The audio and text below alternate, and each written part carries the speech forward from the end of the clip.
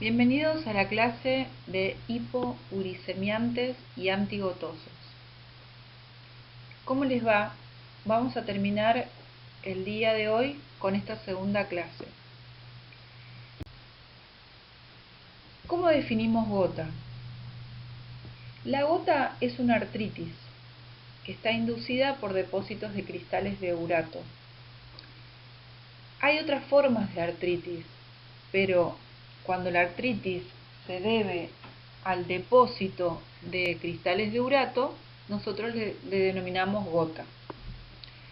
Estos cristales de urato se originan de una elevación del ácido úrico en sangre, que nosotros vamos a llamar hiperuricemia, y al depósito de los cristales de urato monosódico en la membrana sinovial, es decir, en la membrana de las articulaciones. Cualquier articulación puede estar comprometida, pero lo más característico, lo más patognomónico es que se comprometa la articulación del dedo gordo del pie. Los cristales de urato monosódico, ¿sí?, al depositarse en la articulación, hacen que las células inflamatorias como los granulocitos, glóbulos blancos, liberen sustancias inflamatorias y traten de limitar este daño que produce el cristal de urato. Esta respuesta inflamatoria es la que produce finalmente los síntomas y los signos. Las articulaciones de los pacientes van a estar hinchadas e inflamadas, con rubor y dolorosas, ¿sí? El paciente incluso puede tener fiebre y puede tener compromiso de otras articulaciones, con lo cual va a tener síntomas más floridos, como por ejemplo la rodilla, el tobillo, ¿sí?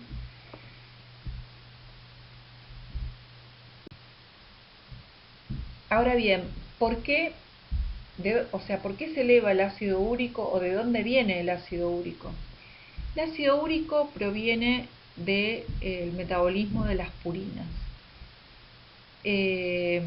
Las purinas provienen del metabolismo de los ácidos nucleicos que están presentes en cualquier célula que tenga ácido nucleico y de la ingesta de alimentos.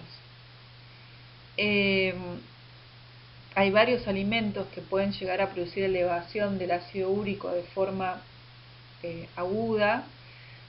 Después vamos a ver que en realidad esta elevación del ácido úrico, si bien tiene que ver con un aumento de la ingesta de purinas, también se debe a que el riñón no puede eliminar ese exceso de purina, ¿sí?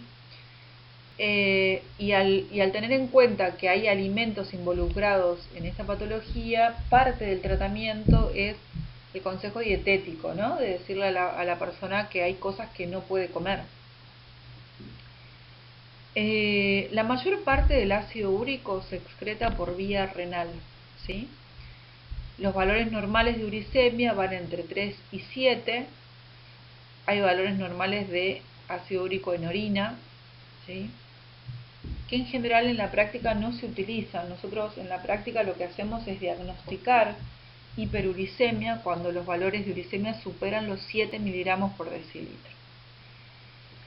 Los ácidos nucleicos al metabolizarse generan purinas y las purinas se transforman en hipoxantinas. Las hipoxantinas, por presencia de la xantina oxidasa, se transforma en xantina. La xantina, por la misma enzima, se transforma en ácido úrico. El principal lugar en donde existe esta enzima, la xantina oxidasa, es el hígado y el intestino delgado, por lo cual estos son los órganos donde mayor cantidad de ácido úrico se produce. Habíamos dicho que había una producción de ácido úrico y una eliminación de ácido úrico mediante excreción renal. Puede pasar que el organismo forme un gran nivel de ácido úrico, pero que el riñón lo elimine, y la verdad que el nivel de uricemia se mantenga normal. Cuando el riñón no puede con una carga de purinas, con una carga de ácido úrico, no puede excretar ese exceso, es cuando el ácido úrico se acumula, ¿sí? Es decir, que la mayoría de las veces la causa por la cual hay una elevación del ácido úrico es porque hay un problema con la excreción renal de esa carga de purinas y de ácido úrico. Fíjense lo que produce. Esto ya es una enfermedad gotosa crónica donde hay tofos, que son estos nódulos en las articulaciones que deforman toda la mano, que generan dolor,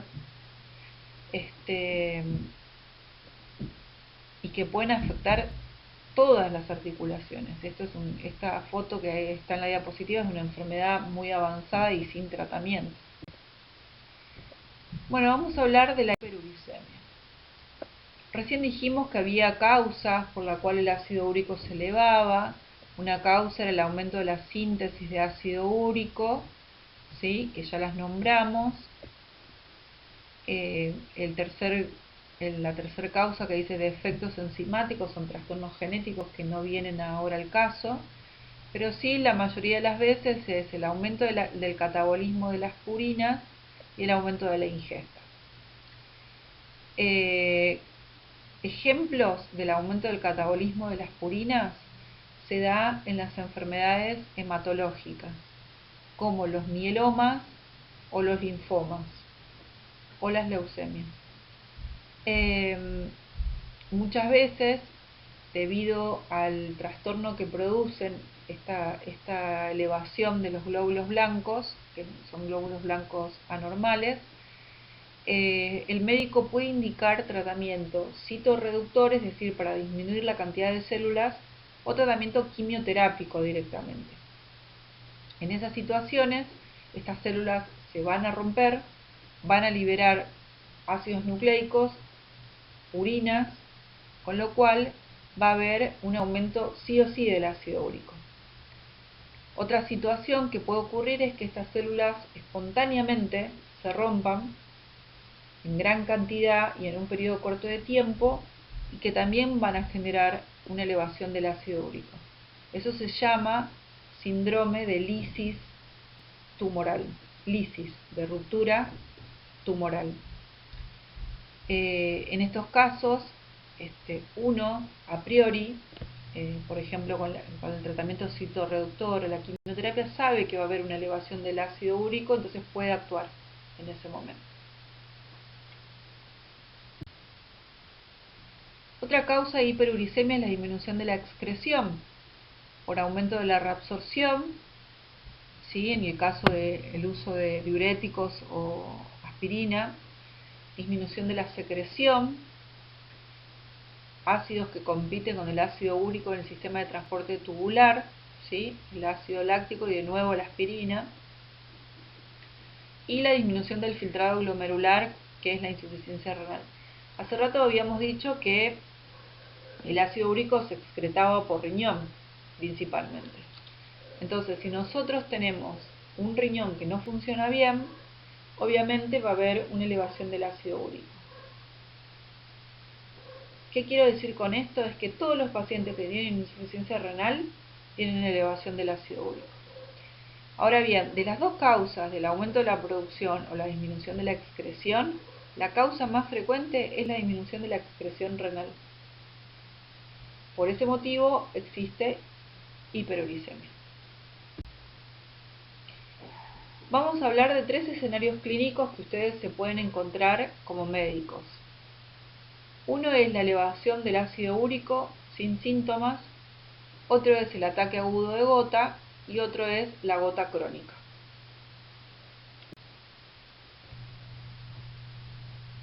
En la hiperuricemia asintomática, ¿sí?, yo puedo tener la opción de no tratar, es decir, de no hacer ningún tratamiento para este ácido úrico, o el paciente no le produce ningún síntoma. Y en otro caso puedo indicar alopurinol cuando yo preveo que va a haber una elevación súbita de ácido úrico, por ejemplo, en el síndrome de lisis tumoral o en el tratamiento citorreductor o quimioterapia, que es lo que nombramos anteriormente. En el caso del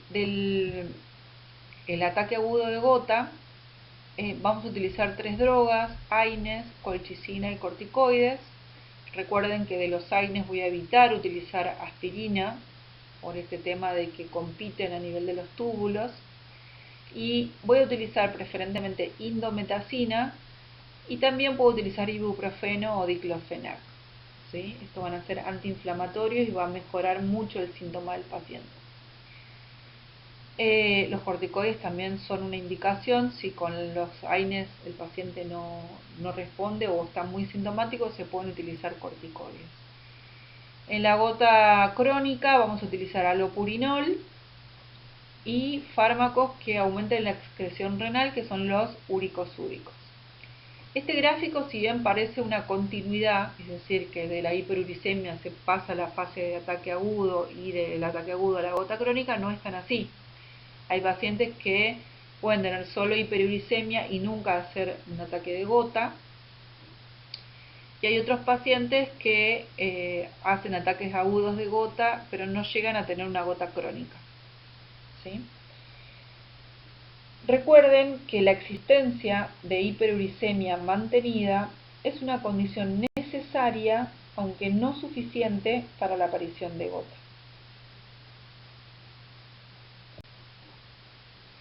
Entonces, vamos a hablar del tratamiento con estas drogas que están indicadas en el tratamiento agudo de la gota. La colchicina es una droga que sirve como antiinflamatorio y es eficaz y selectivo para la artritis gotosa.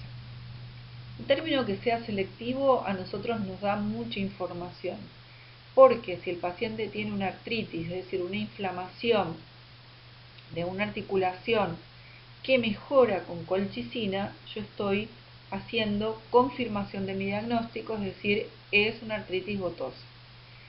Si yo le doy a un paciente con artritis colchicina y el paciente no mejora, quiere decir que no es gota. Así que esto es muy importante. La colchicina alivia en forma significativa los signos y síntomas de la crisis aguda. Y un concepto importante, ¿sí? Es un antigotoso, pero no es un hipouricemiante ni un uricosúrico. Es decir, no influye ni en la excreción renal ni en la producción de ácido úrico. Lo único que hace es tener un efecto antiinflamatorio. Lo que pasa que es súper importante, ¿no? Porque uno diría, bueno, en el medio de la gota, ¿por qué no hacemos que se elimine el ácido úrico? Y la realidad es que nosotros vamos a tratar el síntoma. Después, cuando pase el ataque agudo, podemos tratar de disminuir los niveles de ácido úrico. Pero en el ataque agudo no. Ahora vamos a ver por qué. ¿Cuál es el mecanismo de acción de la colchicina? La colchicina principalmente interfiere en la función de los usos mitóticos, ¿sí? Con lo cual inhibe la migración de los granulocitos, o sea, todo el movimiento quimiotáctico que tienen los granulocitos disminuye un montón. Al no haber granulocitos en la zona de inflamación, disminuye la liberación de ácido láctico, disminuye las enzimas inflamatorias. El pH se mantiene más alto y al tener un pH más alto, los cristales nuevos que se están formando con el ácido úrico no precipitan en la articulación. Entonces esto es muy beneficioso para esa articulación. Al tener el efecto antiinflamatorio hacen que los nuevos cristales de urato no precipiten. ¿Cuál es la farmacocinética de la colchicina? La colchicina en general se da por vía oral. Existe la presentación endovenosa, pero hay que tener mucho cuidado porque la colchicina tiene un margen de seguridad muy bajo. A nivel oral ingresa, tiene circuito enterohepático, se metaboliza en el hígado y se excreta en un 90% por materia fecal y un 10% por vía renal.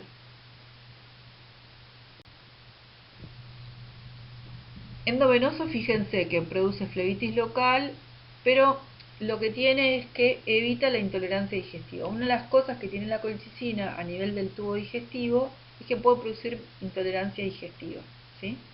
Pero eso es bueno, después vamos a ver por qué es bueno. No se una proteína, tiene una vida media de 20 minutos que se duplica en la insuficiencia renal, obviamente, porque también se excreta por riñón. Y tiene reacciones adversas. En dosis terapéuticas, la colchicina puede producir hiperperistaltismo y diarrea. Este evento adverso es importante, ¿sí? En general, nosotros cuando tomamos drogas en los exámenes, siempre tomamos las reacciones adversas más frecuentes y en general todos ponen náuseas, vómitos, diarrea. En este caso, la diarrea sí es un evento adverso importante, ¿sí? Porque a nosotros nos va a permitir diagnosticar la toxicidad gastrointestinal. La toxicidad gastrointestinal va a aparecer antes que la toxicidad sistémica. ¿Qué quiere decir esto? Que la colchicina al absorberse puede alterar los microtúbulos de todas las células. Entonces, si tengo una intoxicación por colchicina, por ejemplo, es un cuadro fatal porque se altera la función mitótica, la función quimiotáctica de todas las células. Entonces, fíjense lo que puede producir en dosis alta. Puede producir depresión de la médula ósea, puede producir convulsiones, parálisis, miopatías, azoospermia, pero en realidad un paciente con dosis alta se puede morir intoxicado con colchicina por disfunción multiorgánica, o sea, los órganos empiezan a funcionar todos mal. Las dosis y las indicaciones de colchicina. Entonces, dijimos que la colchicina se utiliza en el ataque agudo de gota como profilaxis de los ataques en pacientes con gota que comienzan el tratamiento con alopurinol. Esto es importante, digamos, ustedes tienen un paciente que no tiene ataque agudo de gota y lo que tienen es hiperuricemia, pero mucha hiperuricemia.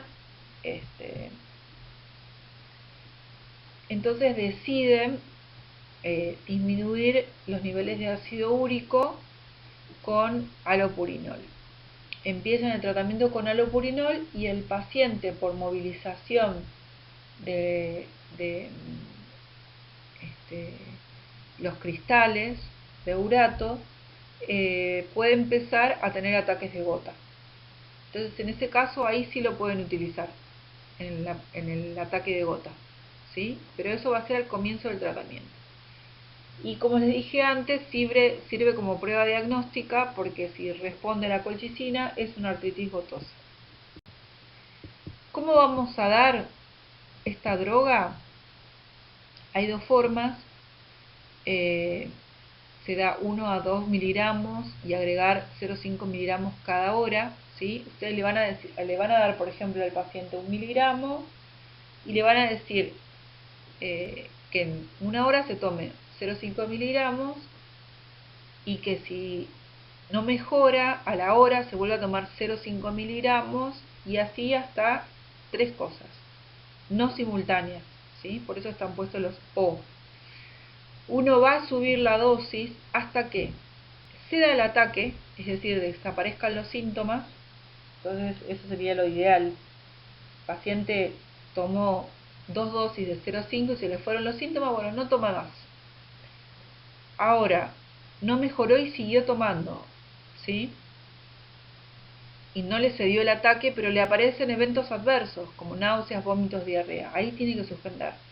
Ahí le está dando la primera alarma al cuerpo de que puede venir la toxicidad sistémica de los otros órganos. O sea, en ese momento tiene toxicidad gastrointestinal, pero si llegamos a esa toxicidad gastrointestinal, paremos, no podemos seguir tomando.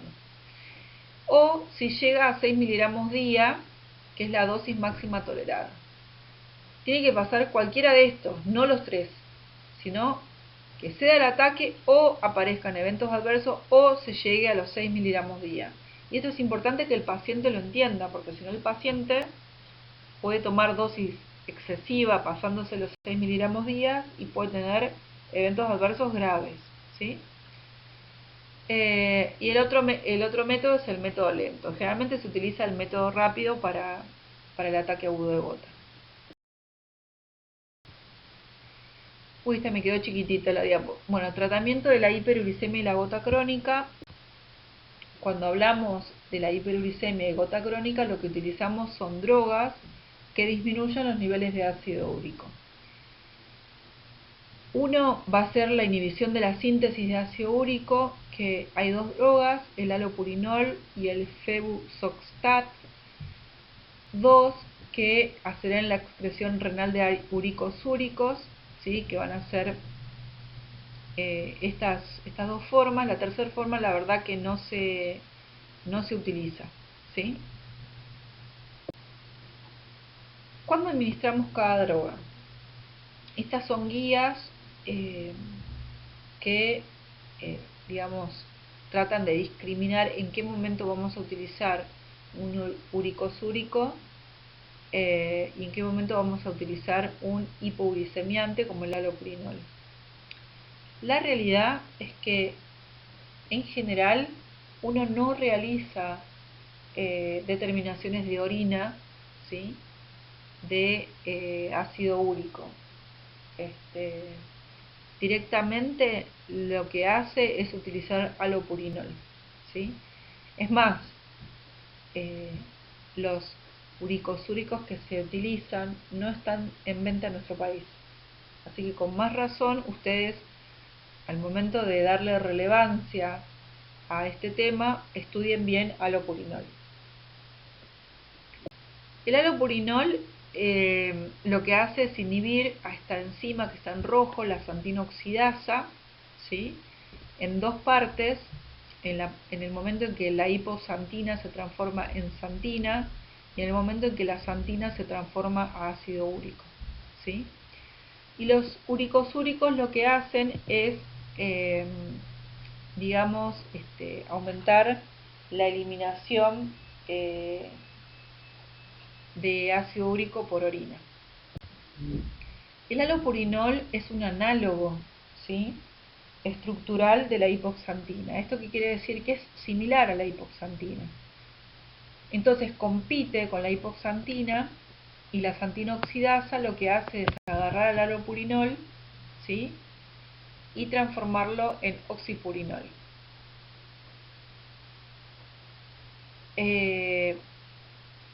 A su vez, el oxipurinol, que es un metabolito, también inhibe la xantina oxidasa, ¿sí? Ahora hay otro grafiquito que por ahí se ve mejor, mecanismo de acción, vamos a ver un ratito. El halopurinol se da por vía oral, solo por vía oral. Como dije antes, se metaboliza oxipurinol, que tiene una vida media, es menos potente, pero tiene una vida media mucho más larga, ¿sí? Y se excreta por riñón. Y acá lo tenemos, ¿no? Dice, se oxida a oxipurinol, que el oxipurinol es un inhibidor no competitivo de la xantina oxidasa, menos potente y de mayor vida media, ¿sí? Lo que dije recién. Entonces, acá está resumido cómo sería el mecanismo de acción, ¿sí? Otra forma otro mecanismo que tiene el halopurinol, que está en esta diapositiva, es que inhibe la síntesis de novo de purinas, ¿sí? Inhibe la síntesis de novo de purinas. Entonces, ¿cuáles son las acciones del halopurinol? Lo que hace es, al disminuir los niveles de ácido úrico, favorece la disolución de los tofos, por eso se utiliza en la gota crónica, disuelve estos tofos, estos tumores en las articulaciones, previene los ataques agudos de gota, ¿sí? Y previene la nefropatía úrica en los tratamientos antineoplásicos. Cuando hablamos de nefropatía úrica, ¿qué quiere decir? Que el ácido úrico se eleva tanto que puede dañar el riñón. Esos cristales se depositan en el riñón y el paciente hace insuficiencia renal. Por ese motivo es que cuando yo preveo que va a haber una elevación de ácido úrico en los tumores, por ejemplo, o en los tratamientos citorreductores, le tengo que dar alopurinol profiláctico a ese paciente para que no le pase que haga una insuficiencia renal. ¿Cuáles son las reacciones adversas del alopurinol? El más frecuente, el exantema cutáneo. Después puede tener reacciones por hipersensibilidad, un síndrome gripal, intolerancia digestiva. Y el otro evento adverso es que al comienzo del tratamiento hay un aumento de los ataques agudos de gota que se previene con colchicina. Lo otro es que no debe darse en el tratamiento agudo de la gota, ¿sí? Acá parece medio complicado de entender, pero acá el concepto es, si yo tengo un paciente con un cuadro agudo de gota, voy a utilizar colchicina, AINES o corticoides, nada más, ¿sí? No voy a utilizar alopurinol, no lo voy a utilizar.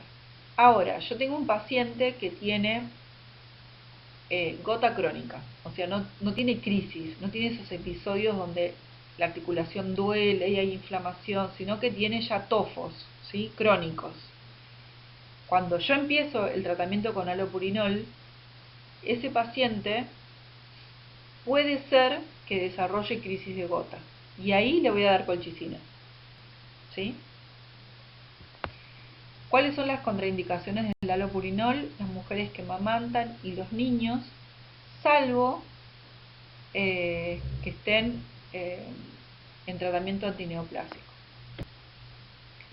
El feusoxstat es otro inhibidor de la xantinoxidasa, disminuye la formación de xantinas y ácido úrico, no se inhiben otras enzimas que participan en el metabolismo de las purinas o pirimidinas, y en varios estudios resultó ser más eficaz que el alopurinol.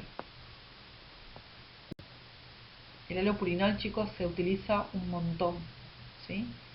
La farmacocinética del feusoxstat es que se absorbe bien por vía oral, se metaboliza en el hígado y se elimina en orina.